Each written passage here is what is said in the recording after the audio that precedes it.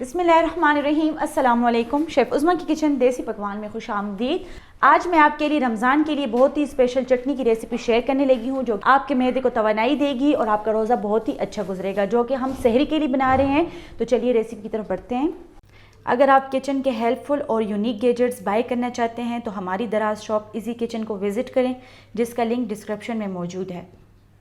आधा किलो हमने यहाँ पर आलू बुखारा लिया है, तो उसके लिए हमने यहाँ पर 4 गिलास पानी लिया है। पानी में हमने इसको डाल देना है और जब तक इसको बॉयल नहीं आ जाता तब तक हम वेट करेंगे।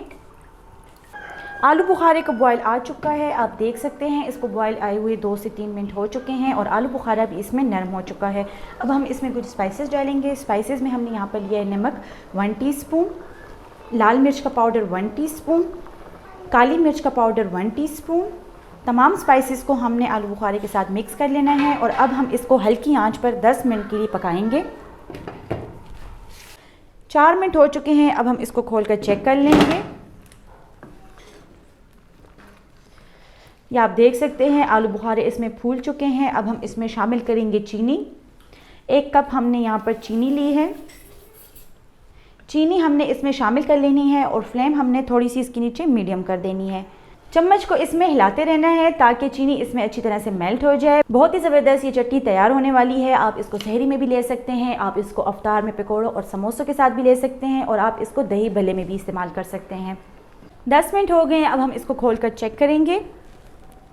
बहुत ही मज़ेदार इसकी खुशबू आ रही है। अब हम इसमें डालेंगे 4 मगज़ 4 टेबल स्पून।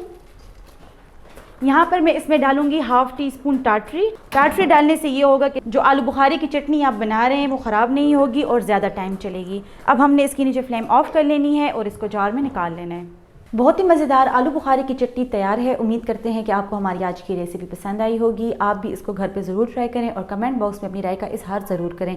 मज़ीद हेल्दी और मज़ेदार रेसिपीज़ देखने के लिए हमारे यूट्यूब चैनल को सब्सक्राइब कर लें, फेसबुक पेज को लाइक कर लें और इंस्टाग्राम पर हमें फॉलो करें। तो चलती हूँ, दुआ में याद रखिएगा। इंशाल्लाह फिर मुलाकात होगी आसान, मज़ेदार और हेल्दी रेसिपी के साथ। शुक्रिया, अल्लाह हाफ़िज़।